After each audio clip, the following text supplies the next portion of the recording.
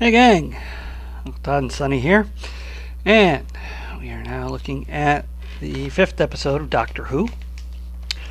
It's an interesting one. It is set in Lagos, Nigeria, and we open with a barbershop. And while the man's getting a haircut, he tells the story of how the doctor saved the city, the town, the country, whatever, from a great fire. And that whenever they are needed, the doctor will return. And it seems they're needed. The most interesting thing is, while he's telling the story, you actually see the story play out around him. Really neat. So we then cut to the TARDIS, where the doctor is trying to figure out where to take his next survey reading from to get Belinda back to her proper time. So he remembers the Nigerian barbershop. He was accepted there because, he's of a different skin tone now. And they laughed and they told stories. It was wonderful. That would be the perfect place to get a reading. And he gets a reading.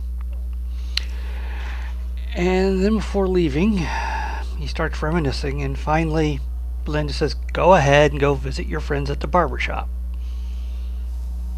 which is what he'd been trying to coax out of her anyways. So he heads out, says hello to a lot of other people that know him, and gets to the barbershop, where the door seals as soon as he enters. And in the TARDIS, a bunch of alarms go off. Anyway, he had noticed, while heading to the barbershop, a lot of missing persons posters, about 4 or 5. And they're all in the barbershop with him. And the barber says they can't leave. They have to tell a story while getting a haircut. And the man whose hair he just cut instantly grows. And then the barber's assistant arrives with food. She looks very familiar to the doctor. Who could this be? He knows her from somewhere. Well, the doctor submits to being in the chair. There's a little power surge through the barber gown that they put on you to catch the hair, and it kind of traps him there. And so he tells a story about Belinda saving a patient that a doctor was misdiagnosing. And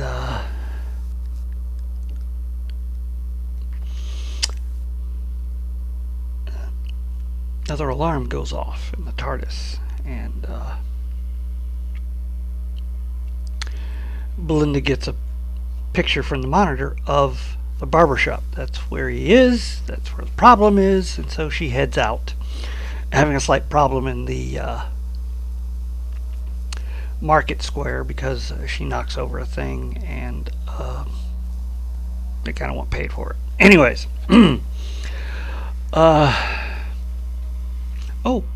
during the story, we see Mrs. Flood greeting Belinda as she walks by, saying she's just delivering flowers.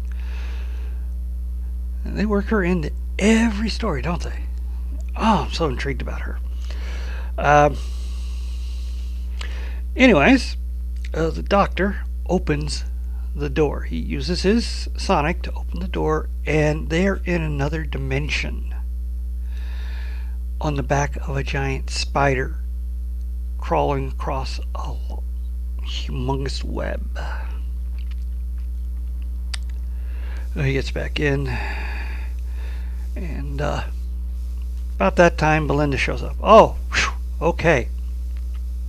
Well, the doctor demands to know who the barber is, and the barber says, well, I'm Dionysus, I am Athena, I am this, I am that. I am Loki. I am all these things. I have been always, and I will be always. And that causes the doctor and Belinda to laugh. See, the doctor, he's met those people, or those deities. As we all know, deities are aliens that were thought to be deities. Anyway, and so, hating to be laughed at, he reveals who he really is. He was human once, he was a storyteller, and he collected stories, and he would tell them to the different deities. And stories have power, and this caused him to build his great design, the Nexus, i.e., the large spider web. And fortunately, deities felt that with the Nexus, they get all the stories they need. They don't need a storyteller anymore, and they cast him aside, and he's angry. And so he's using the stories that the men are telling to Herka to go to get back into the Nexus again. That's where the spider's taking him. And the doctor has so much great power that when he tells a story, it speeds their journey along even quicker. It's then that the doctor demands to know who the assistant was. And it turns out she's the daughter of a deity. And he had gotten into a contest with her father, and he was supposed to take her with him, but he couldn't. And then we see the doctor during that point. And lo and behold, it is the doctor from from before William Hartnell. The one that Jodie Whittaker kept running into. And she's telling her she's a wanted criminal. It's too dangerous to take her with her, and so she had to leave her there. It's then that's revealed that what the barber is actually planning is to separate the deities from the Nexus, thereby cutting them off from humanity, which will then destroy the myths, which will destroy them. And the assistant realizes her father will die. And she doesn't think she can go along with that. So the barber's demanding the doctor be put into the chair, and the other men, who are scared, they've been here for who knows how long. And they just want him to get there so they can go home. And they start to pull the doctor to be into the chair, and the assistant stands up and says, "I will tell a story." And so, doctor's in the chair, and she tells a story about the slaves centuries ago, and about messages, and how because if they wrote the messages on paper, they would get searched, taken away, and destroyed. So the women of the tribes, the slaves, would braid hair as messages. And she's braiding the doctor's hair while she says this, so that the messages would not be discovered.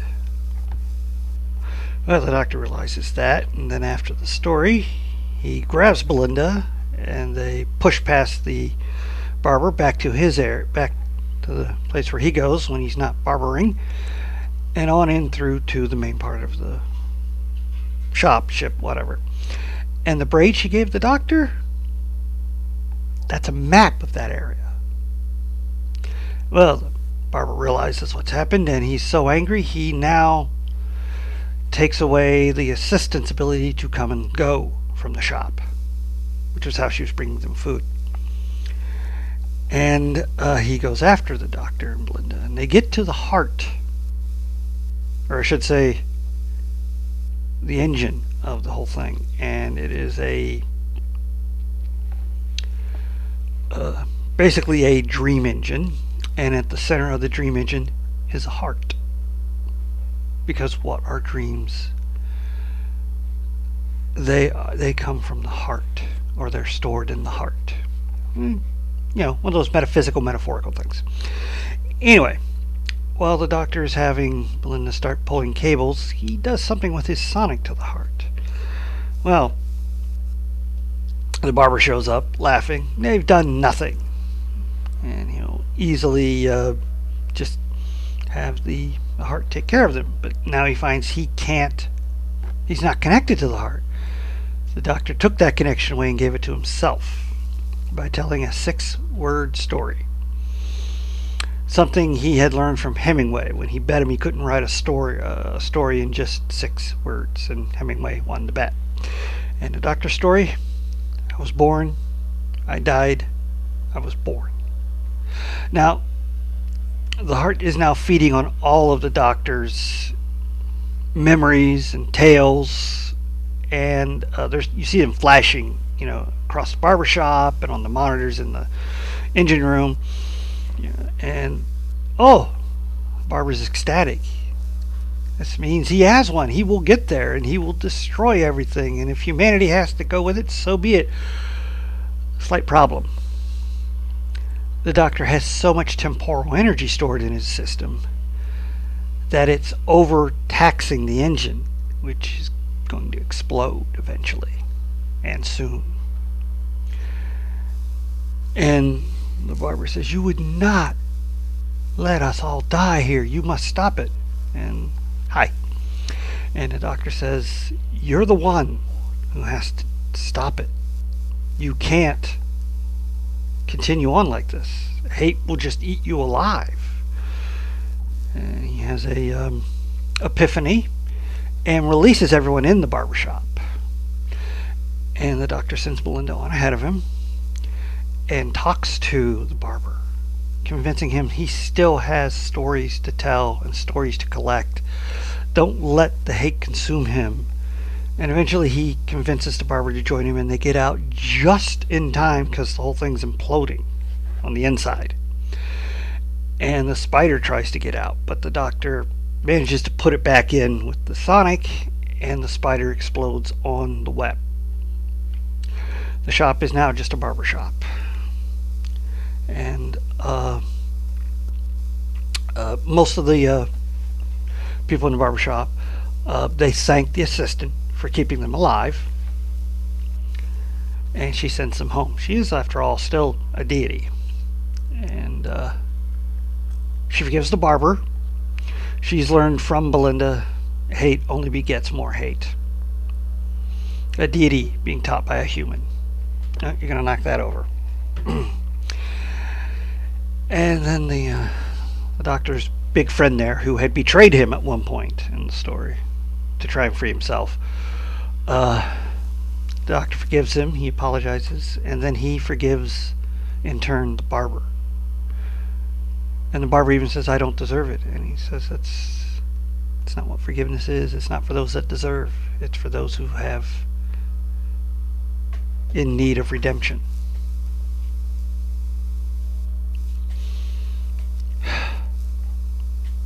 Nice ending. Really heartfelt. Get you here. And I'm sure, since it's all full of empathy and stuff, people are going to hate it. Even though the doctor's always been a rather empathetic character. He's always fought for the just against the unjust. And ever since the Dalek invasion from Hartnell's era, he went from being a grumpy old guy who just wanted to travel around and see things to a crusader. And it's what's carried him through 60 plus years. Anyway, really another good episode. Love the special effects with the spider crawling on the web. That was really done well, and it's a neat analogy for the Nexus and what he is doing and how the Nexus works and things. So yeah, really like that. Only 3 episodes left. Don't know what I'm going to do when it's gone, because it's been such a good season so far. Yeah. And I liked the reappearance of the, I guess you'd call her Dr. Prime. And I really would have liked to have seen her be the new doctor, but this guy's doing pretty good himself. I love his enthusiasm for exploring and meeting people. That's always fun. Well, please hit like, share, and subscribe, and I'll see you next time.